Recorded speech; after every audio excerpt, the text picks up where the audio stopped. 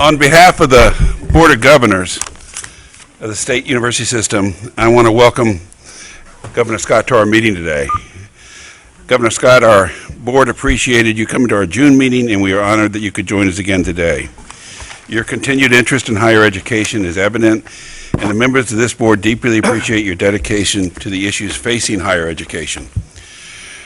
During this meeting, our board will be addressing several areas critical to the future of higher education.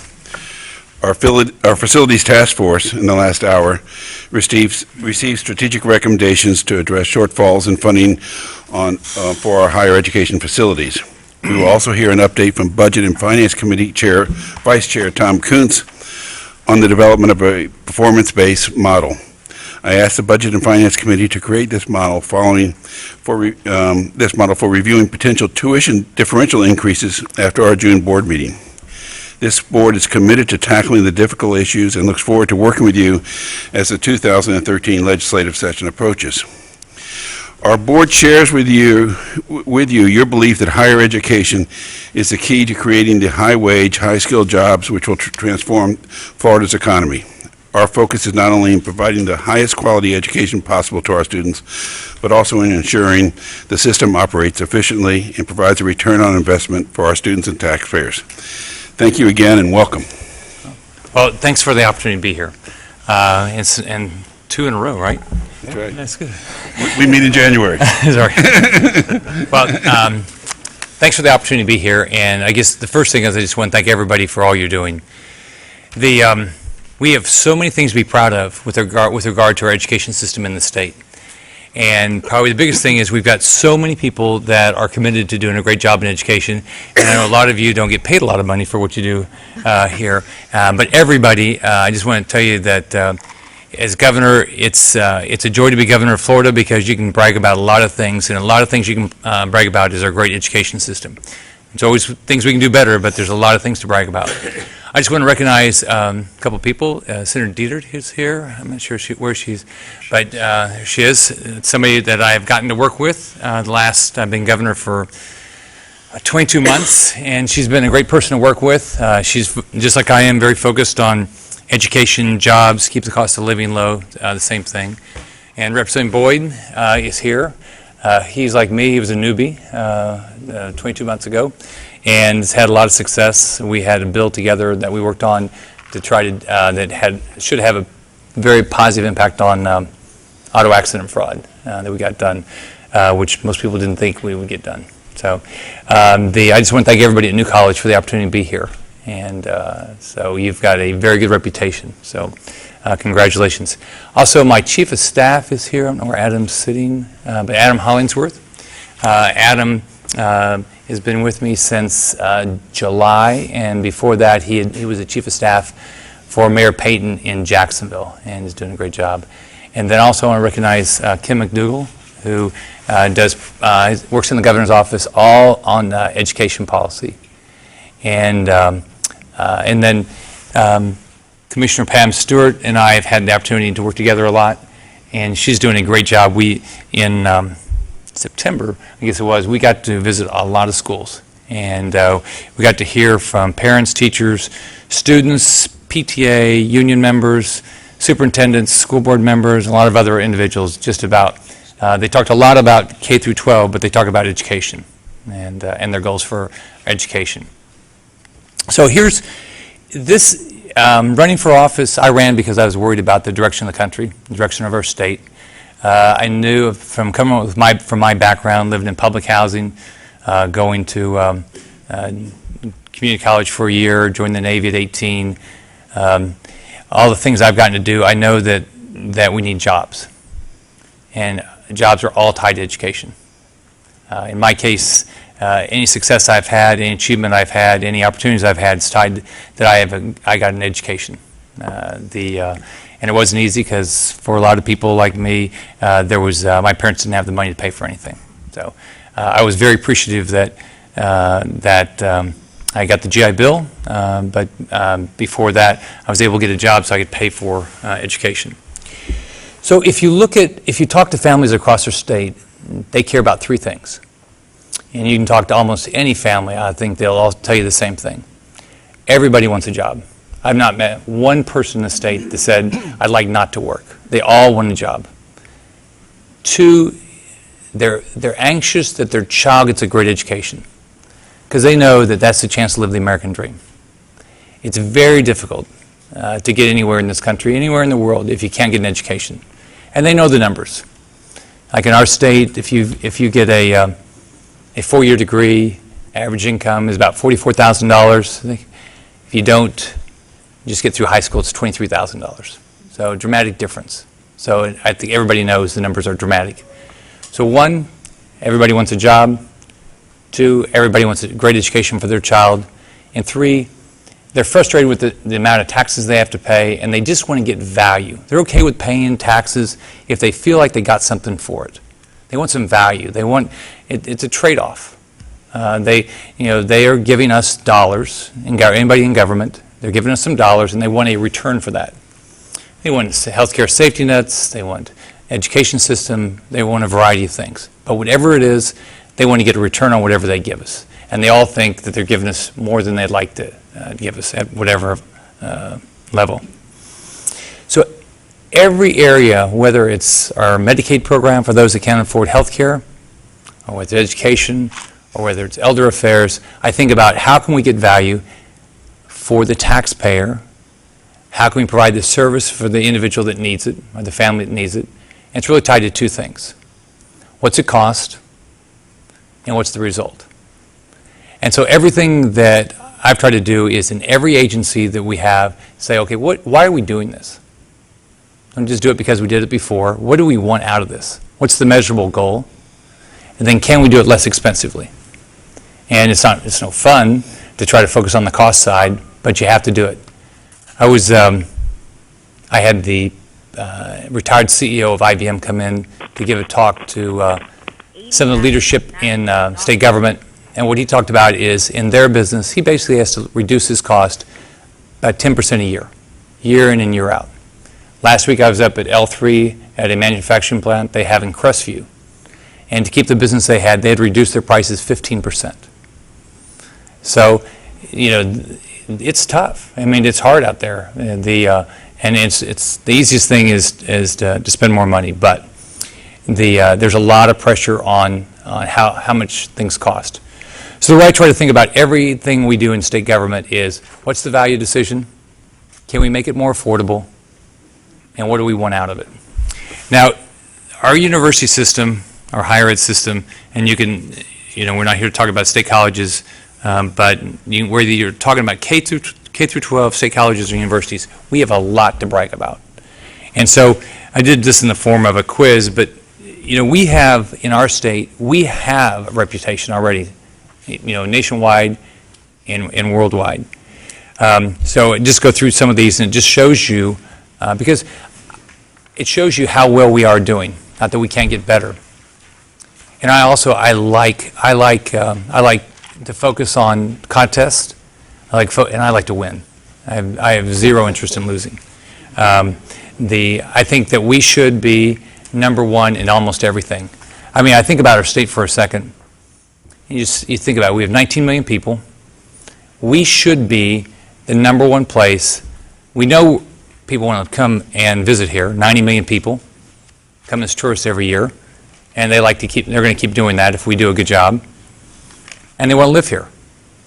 I mean, people are moving here, and they want to live here, and they want to get to work here. And people from around the world are flocking here. You can go to, and we're a melting pot. So we have every reason to be the number one place for whatever we care about. On job creation, we've got the expansion of the Panama Canal. We don't have a personal income tax. We have a right-to-work state. We've got the expansion of Latin American economies. We've got 15 seaports. I mean, everything you can think about. If you want to be governor, and I go to governor meetings, I mean, they're all jealous. I mean, would you want to be governor of any other state but Florida? You'd want to be governor of Florida. We have so many opportunities to do better than anybody else. But also I've learned in business, being in business all my life, the only way I ever got there is I set a goal, then I measured the living daylights out of it. And so I look at whether it's CEO Magazine, now calling us the second best place to do business, I want to be number one. I've told Governor Perry his 8-year run is up. We're going to win soon. Whether it's, you name the issue, workforce boards, everything. We should be the winner. So here's some things of why we should brag about our higher ed. Number one, how many Florida colleges were ranked in the top 100 colleges in the country as the best value for in-state tuition in the country by Kiplinger? It's B, it's 6. That's impressive. Which Florida college was ranked second in Kiplinger's best value in state colleges, best in state values in public colleges 2012? Bernie probably knows that. University of Florida, number 2. And says in September of this year, our STEM job openings are up 9% over last year. How many STEM openings did our state report in September? There's a lot, 64,000 job openings. Big opportunity. Because if you think about families, they just want jobs. 64,000. And when you think about a job, it impacts a family. Every job changes a family's life. Every job. 4, Lumosity, I hope I said that right, recently ranked colleges and universities based on cognitive performance of their students. One Florida school ranked in the top 25, and all schools evaluated. Which school was it? Against UF. A. The Florida Department of Economic Opportunity report showed Florida has how many current job openings seasonally adjusted? Make sure I got this right. 250 to 300,000 job openings. We've got a lot of job openings. In the last 22 months, here's what's happened in our state. Unemployment has dropped faster than any state in the country, down 2.4%. Almost 160,000 private sector jobs. The number of people on unemployment has dropped from 1.1 million to about a little over 800,000. The number of people on unemployment has dropped from 568,000 to a little over 200,000. So we've got, if you look at all these, we're headed in the right direction. One thing that, the next is, one thing that people ask me as I travel the state, does lottery put money into education? Because, if you go around the state, people expect us and want us to invest in education. In the 2010 to 2011 fiscal year, how much money from the Florida lottery was appropriated for Florida schools? $1.3 billion. And they're doing better this year. Cindy O'Connell runs it. I think most of you know her. She's doing a great job, and the number will be bigger this year. This one will surprise you, number 7. In September of this year, Florida regional workforce boards have placed a record number of Floridians in jobs. How many did they help place? Now, put this in perspective. Last December, we started ranking them on a daily basis. There's 24 workforce boards. It's federal money. It's about $400 million a year. We didn't have any measurement of how many jobs they were filling. We had some issues how they were spending their money, but now we have a daily ranking. And last month they filled over 52,000 jobs in 1 month. 52,000 jobs. And I think October they're on track to they did a little over 50,000 again. So you can see that a lot of things that we're doing by creating all this measurement is having a dramatic impact. Next, you remember a few years ago how Florida started losing people for the first time since, I think, 1946. Migration into Florida in 2011 was 68,000. In 2012, it's estimated to be 134,000. So our state's headed in the right direction. Now, you just go back, it's all tied to jobs, education, keep the cost of living low. Now, what I've tried to think of, and I know I've asked a lot of people in the room their views on this, what's the right way to measure how we're doing in higher ed? The way I think about it is I step back and think about my life.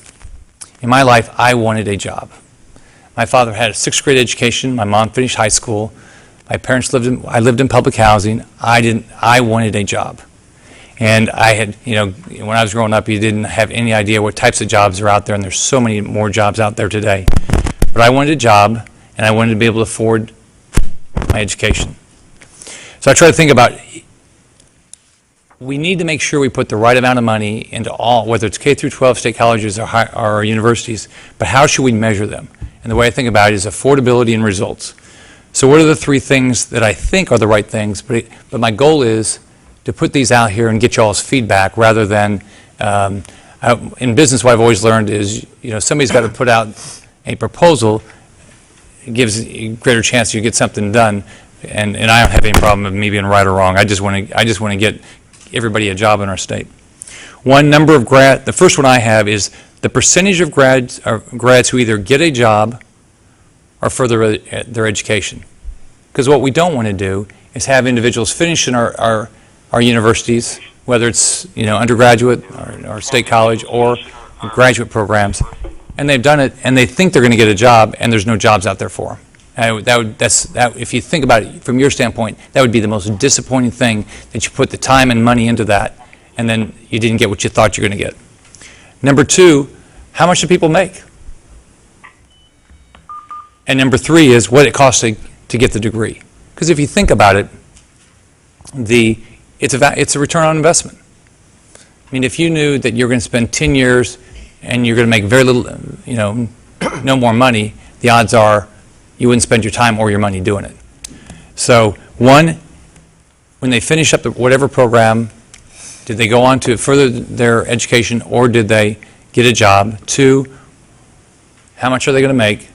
And then three, what it costs to get there.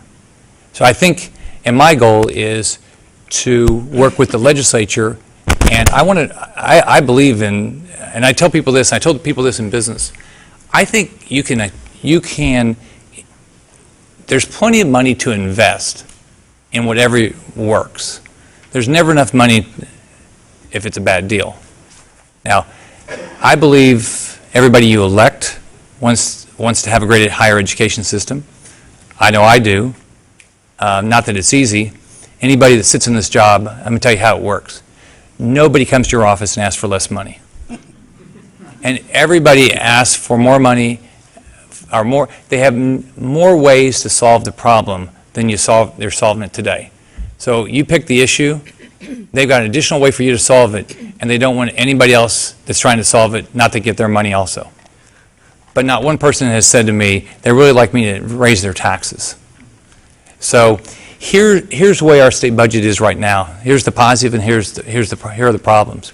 The positive is, since I've been elected, I think every month, year over year, our state budget, the state revenues have gone up. And our state is funded primarily by sales taxes and property taxes. But I think every month we've been up. So our economy is getting better. So that's the positive. Here's the problems. The two biggest problems we have is, one, Medicaid, a health care program for those that can't afford it, has been growing at 3.5 times the growth rate of general revenue. And it's been doing that for a long time, 3.5 times. It'd be one thing if it was a $30 million program, but it's over a $20 billion program. So that's one issue.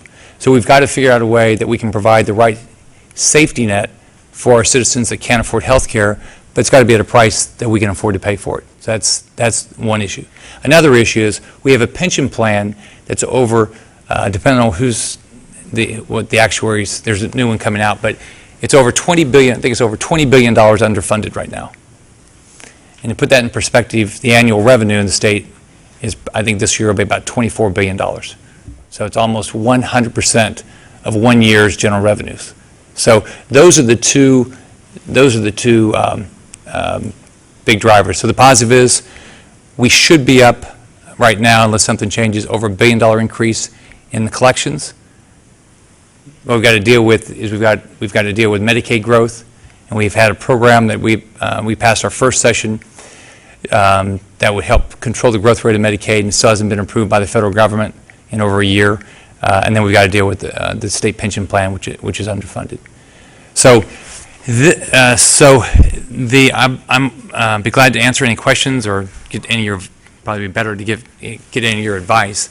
But I'd like to get your ideas on how much we need for higher ed, how do we get a result, how should we measure it, how should we allocate it, all those things. And if you've anybody that's done this job, basically I have to be in a position to finish my budget by the first part of February, which means really the latter part of December. So in the meantime, in the next less than 8 weeks now, I want to have a good conversation about how we do this. But thank you. I just want to get probably the most important thing is thank you for what you're doing. Thank you for your commitment to all of our kids and just getting our economy going again. And you are, Bernie and I got to be on Squawk Box, 3 weeks ago? 3 weeks ago together, and you are doing, and all the schools are doing a variety of things, but we do have a lot of things that are happening around our schools that are helping businesses grow here. And I know there's a lot more to do, but every one of you is doing something in that regard. So thank you very much.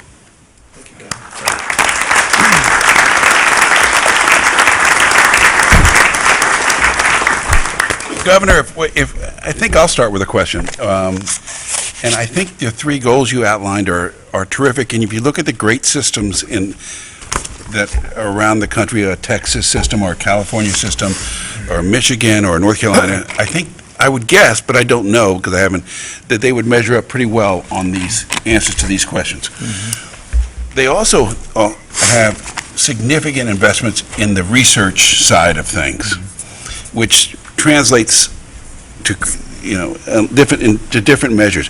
And what role do you think, since we're have a lot of research universities that we're dealing with, what role do you think that plays in improving the research side of things for our universities? I think research is very important. I think look, we are, one of the issues we're dealing with now is at the state level, for a variety of reasons, like cancer research. Right. Okay, we put money into cancer research. You look at our state, we as our revenues grow, we got to look at putting more money into cancer research as an example. How do you allocate the dollars? Okay, so we put Moffitt,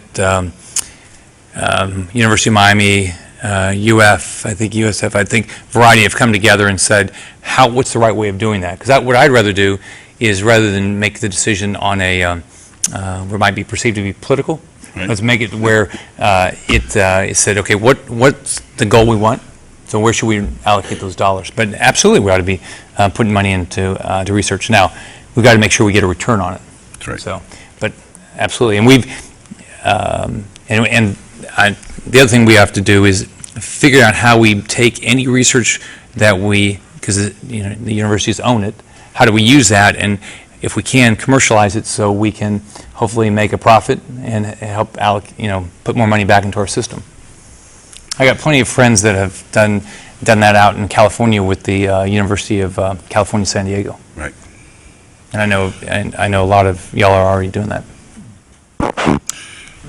President Barron?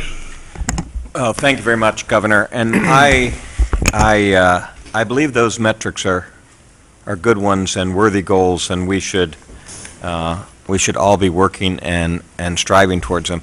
My only worry is that if the set of metrics is too small, we may miss certain elements and have outcomes that may not be exactly what we want. And so I would argue for a set that includes inputs and what happens in the university and the outputs and even some of the outcomes are there. So I'll just give you a couple of examples. The two lowest average wages for graduates are educators, K through 12, coming out of a college of education, of course, which is important to the mission of the state.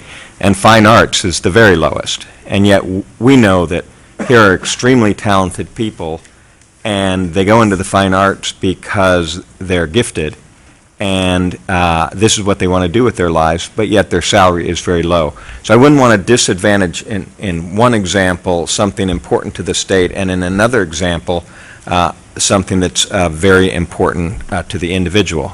Another example is that if those metrics are purely outputs and you're only measuring it on graduates, then, for example, you don't include retention and the actual rate of graduation.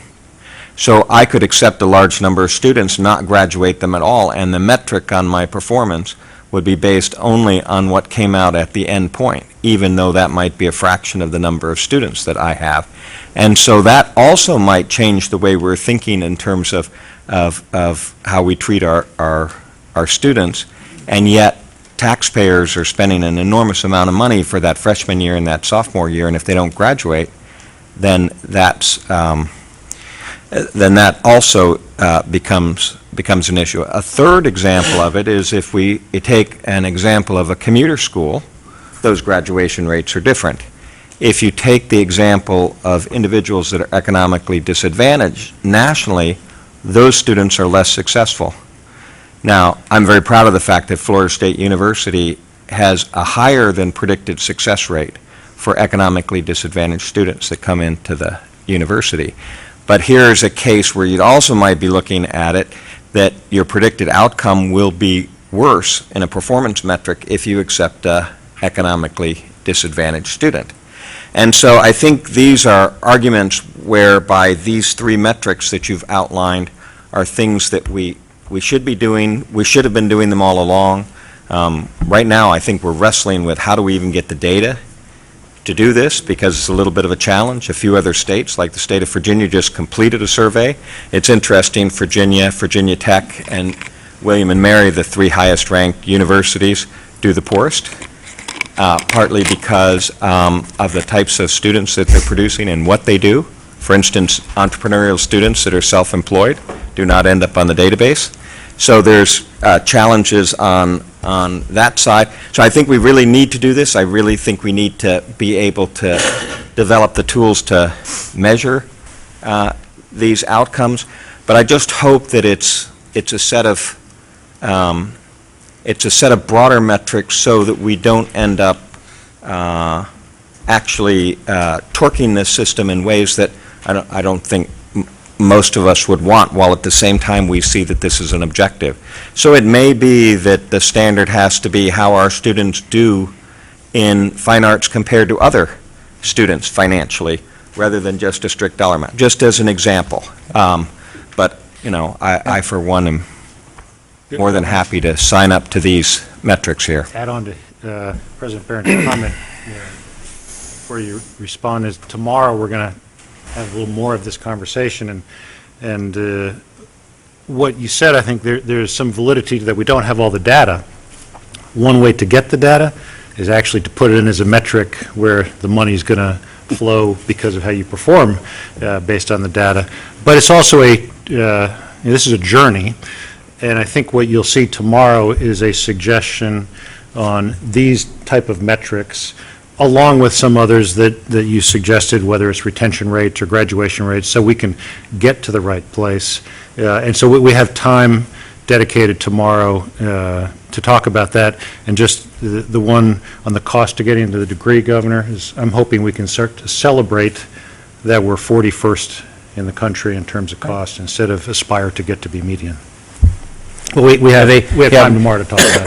Yeah, if you think about it, we like the fact that we're one of the lowest tax states. So, you know, tuition is a tax. Now, we want to make sure that we invest the right amount of money and get a return. I mean, it's basically just a return on investment, so.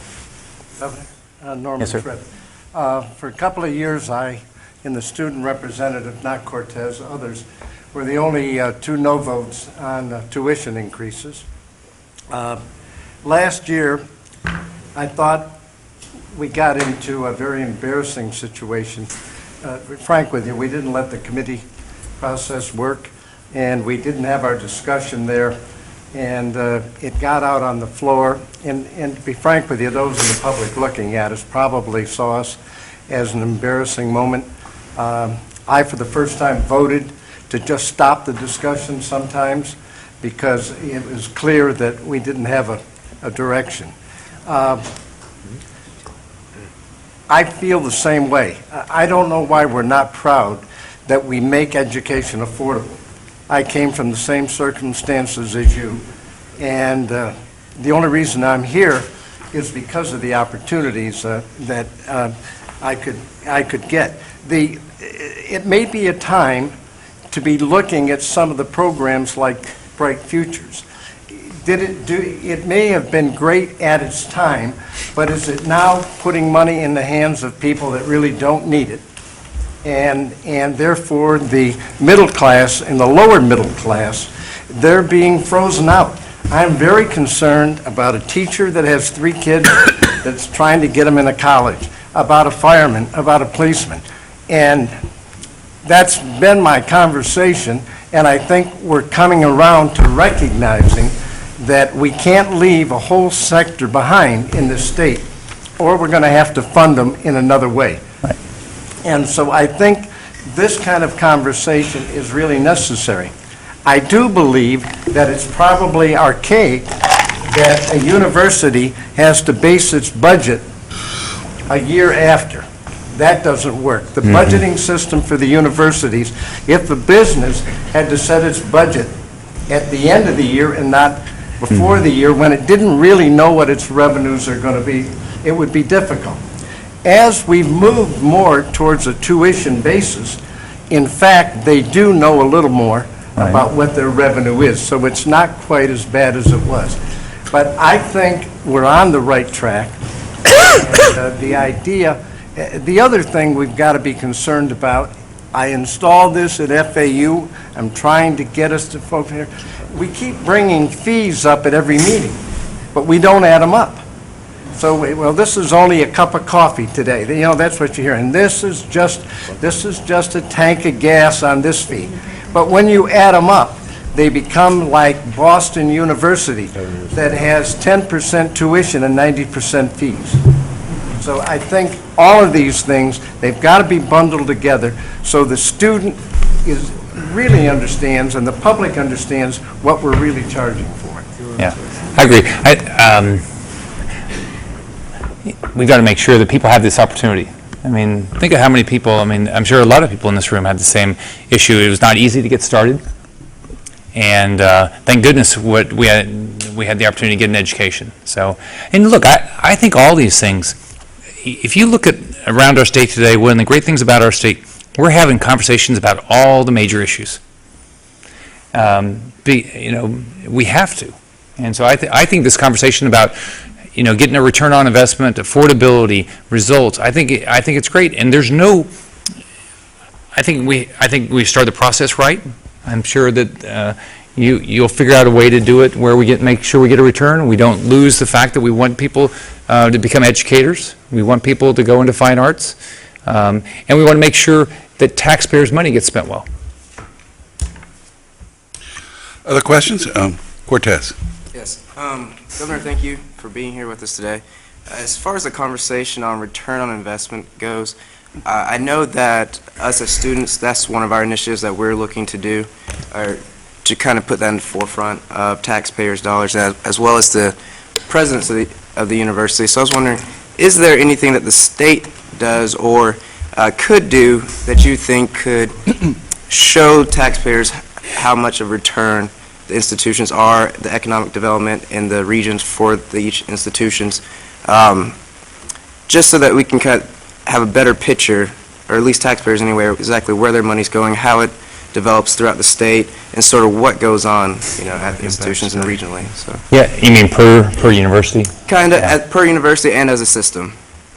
Absolutely. I mean, almost everything the first thing, way I go through it, I just finished a couple-hour meeting talking about an issue, and it went, okay, so the first decision, what the living daylights do we want? Okay, so, I mean, the hardest thing you can figure out is where do you want to go, right? Then once you go there, are you willing to set a measurable goal? And then are you willing to have the goal have impact? I mean, if you set these goals, you measure it, but there's no repercussions, who cares? So if economic development around our universities is important to us, you can set a goal and you can measure it. That's not something we've done. At the same time, we've had a lot of success. Yes, sir. Look, I understand your emphasis on STEM. I'm a STEM graduate as an undergrad, and the reason I did it was I wanted a job when I got out. So I totally understand it. But there's a lot of ways to get there with the system that we have. And I think Poly was a mistake and is going to be very cost ineffective. The good news is that, and this board, and there was several members on this board, didn't think we should have it at all. Majority of the board said yes, but not now. You know, let's put some conditions on it, such as accreditation, and we don't even have any students. So I guess the good news is that this board's worked very hard. Maury's got a committee that's worked very hard on this. I think Maury and Dean identified for us, which we approved, some very good trustees who I think are very independent. You have done that too, in my opinion. Very good trustees. I think having Rob Goodell as your chairman is a great move. So the horse is out of the barn, but it's not out of the corral. And so I know you talk about, costs. And at one time, when I was arguing against this, I think to start it up was like $1 million for the first group of students. And so I would just ask you to, and ask our board as it goes forward, and ask the Board of Trustees, which I think you got a lot of good people here, to keep looking at what it really costs and whether this really makes sense. And so I would really ask you to do that. But I understand STEM's important. Yeah, I think the Board of Governors put on some very good board members. I think Rob Goodell's doing a good job. I don't think it's easy, so it wasn't like you probably saw some of the things I ran on. I had 7 steps. It wasn't one of my 7 steps, so it wasn't something I thought of my entire campaign and campaigned on. So, but I think we have an opportunity there if we do it well. So. I just add one other thought here. I just get the feeling in watching this evolve, because I have a big interest in it, is that the impression this board has, and maybe the new Board of Trustees, is it's full steam regardless of the cost. And all I'm asking is that we pay attention as this process moves forward to what does this really cost on us? And what is it taken away from other ways that we can get more STEM degrees from the universities that we have? Thank you. I agree. I think that it's interesting. You go back, if you ever sit in this job, nobody does really want to go back and measure anything that happened in the past. Right. I mean, it's not the first thing people come up with and say, let's measure that, and are you really getting a return? No, we're funding that. We ought to keep funding that. But here's another way we ought to fund something similar. So I agree. We have to watch how we spend all the money, including Polytech, and make sure we're getting a return. We're also spending a lot of time on this. This board, I know, has spent a lot of time on this. Governor, I think that in the context of what we're doing, we should also look at the consumers, because it's like when people are looking for an education, they want it to lead to something. Am I going to get a job? Am I going to go to undergraduate, go to graduate school? And then what value am I mean, that's the kind of stuff that normal human beings, the points that you've delineated, those are the kind of things that normal human beings go through when they think about, do I invest in this? Do I go to trade school? Do I go to university system? So I think it's incumbent upon us to have a more efficient system, more accountable system, and a more transparent system so people can do the value. I think in one of the recent articles I read was Texas has something about a $10,000 degree. I mean, I know people shudder when they say, "Oh, that's too little," but really, is it too little? Maybe we should have a stronger relationship with the community college system, with our 2+2 plan. So there are all kind of ways to get there from here, but I think that what we need to do is not just not look at it from the standpoint of the students as well, because they are the ultimate consumers. Right. It's their time, their money, eventually, and I mean, think about how much debt these kids are ending up with. I mean, when I was going to school, nobody would lend money to me, but I'm sure they were worried about getting their money back. So, but they would lend money to me, and probably thank goodness I might have borrowed some. So, and it's a lot of money, and it doesn't go away ever. You got to pay it back. Governor? Yes, sir. Governor, just recently, your Blue Ribbon Committee just came up with a bunch of recommendation,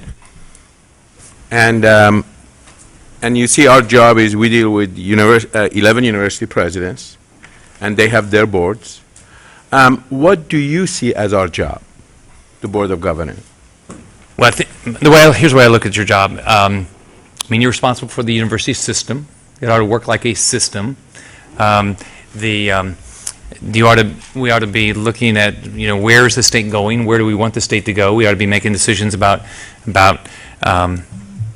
where should we allocate assets? It's no different than what I would do in business. I'd say, okay, so I have this goal. Where should I allocate the assets to get the biggest return?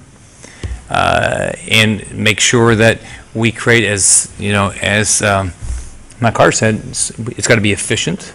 We've got to respond to what students need, what families need, what businesses need. Because ultimately, if we don't solve the business need, there's not going to be any jobs. I mean, that's where the jobs are going to come from. But I think this group has to run a system and needs to operate like a system. If you don't, you're never going to get great return on investment. Do you think by using the 11 university we can create synergy and thus bring the return on investment? Absolutely. Yeah. I mean, I don't know. I've not met one person in the system that doesn't have that goal. Now, I don't know that we create the incentives for that.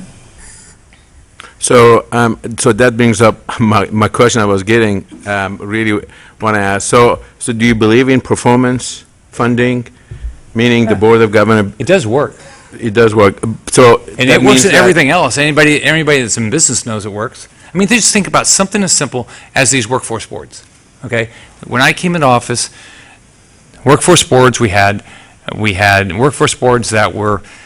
One spent $4 million on office space and then moved out. They doing massages and all sorts of things for their employees. We had no earthly idea how many jobs they were filling.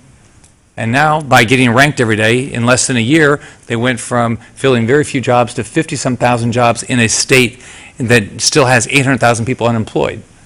Yeah, it sort of works. So that means that there will be a bunch of money given to the Board of Governors, and I don't know what bunch means, but some money to give out based on performance. I believe that we ought to. Okay, sorry. This is families' money across the state, and let's all always remember that everybody in our state pays taxes. They pay sales tax and they pay property tax. If you don't own the property and you're renting it, you're paying the property tax. So every family, rich and poor, they're paying taxes in our state. Over 50% of the people in our state make less than $50,000 a year. So everybody in our state, this is their money. They want to get a return. So we ought to just say to ourselves and allocate the money based on returns, on results. Okay, is it affordable? Do we get a job? That's what they want. They want their kid to get a job. That's what I want for. I have daughters. I want them working. I want my grandson, he's almost a year. When he gets out of school, I want him to work. Thank you. Governor, Norman. I'm sorry. Well, first, and I echo the sentiments. I want to say thank you very much for the attention that you've paid to higher education. We appreciate that.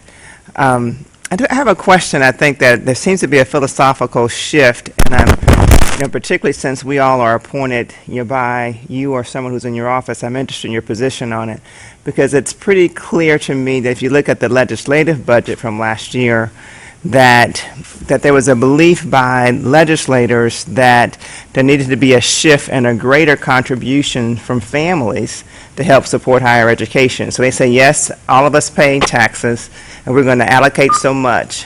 But if you looked at how there was an assumption that there would be the 15% increase across the board, and that's what the universities had to work with, there seemed to be in their minds this belief that there would be a greater contribution from families. But that seemed to contradict your belief system of, because I know that you were really against the tuition increase, so it seemed to be there was a big conflict between what the legislature kind of felt that we should go with our cost for higher education versus your vision for it. So I'm kind of interested in how you guide us. I could probably know the answer, but You can help me with the legislature. but it creates conflict. So I'm very concerned about the cost of education. So but I also believe that we have to invest, but we have to get a return. And I've never been in a business that I didn't think that there was efficiencies that I hadn't taken advantage of yet. So, and you also know the system is, I get to propose a budget, and the legislature, is that the way it works, Senator? I've been reminded this, by the way, but, I don't get to appropriate any dollars. So I work with the legislature, I have, what my objectives, but basically, the budget is just an allocation of taxpayers' money. Shoot, anybody would love to do everything and have nobody have to pay for it. So, but we just have limited dollars from the taxpayers and what they're willing to give government for all the different services we provide. So, my goal is to, invest the dollars into higher ed. I want to make sure we get a return. I want to keep the cost of living, the cost of education as low as possible, so all families can participate. Because I know families do want. Kids want to go to school. I go to schools in nice areas and go to schools where people don't have as much money. Everybody knows the value of education. Every one of these kids, and they all want jobs. Different jobs. They have different interests. Some of them do want to do fine arts. But they all want to get an education. On the other side, one of the things that I think it's important, and I believe it's where you're going to, is we need to deregulate a little bit with the universities so they can be entrepreneurial. One of the things that we're doing now is market rate tuition on some of the upper courses, and they're being effective. It's a way for them to get additional revenue, because if the market is there and people are going for the master's degrees, et cetera, they're willing to pay a little more. And I think if we continue on that level, we can help the universities become something different than maybe what they've been before. And the way I look at it is that, I always joke about this. My mom, I love my mom. She, but I didn't like her telling me what to do all the time. It's one of the reasons why I moved. You were 12. I was ready when I was 7. It's one of the reasons I went to work, so I'd have my own money. I think we have to look at everything we're doing and say, what's fair, what's a return, I don't believe that we should just look at everything as, here's an opportunity, because people have an interest that we ought to raise the cost. So I think we've got to look at, can we do this less expensively? In business, today you'd say, all right, can I do that training less expensively? So is there an opportunity to do some more things online? So you'd think there would be. Governor, Governor Beard.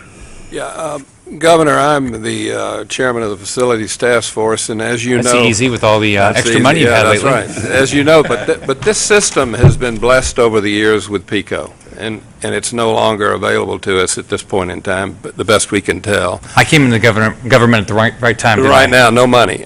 So we just had a report presented to this board by President Bentz that is looking at alternative ways to finance some of the facilities we're going to need in the future, because this system's going to grow. We have to grow, or we're not going to be able to provide the room that we need. And we're hoping that we can meet with you soon and visit with it and try to come to some sort of an agreement as it relates to all this stuff. So I just wanted to say we're encouraged about the report, but we know that we've got to work something out with it. So I always go back to trying to think about how I would look at that if I was in business.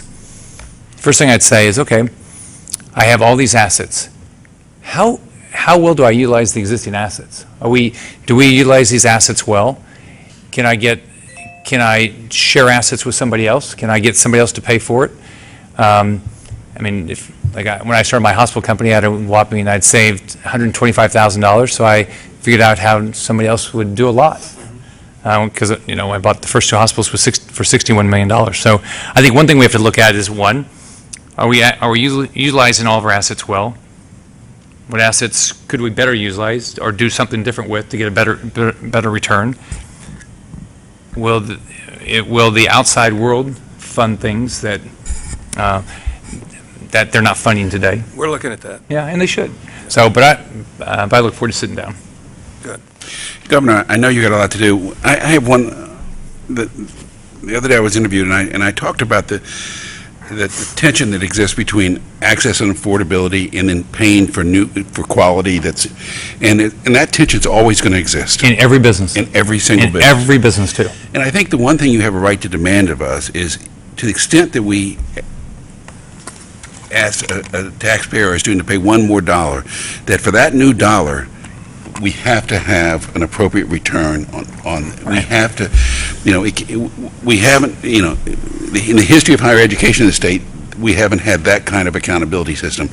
I think this board is committed to that kind of, it's a work in progress. We're getting better at it, and the metrics change, but we're getting better every year at it. So, and I can commit to you that our board is all committed to that, to make sure that that's happening.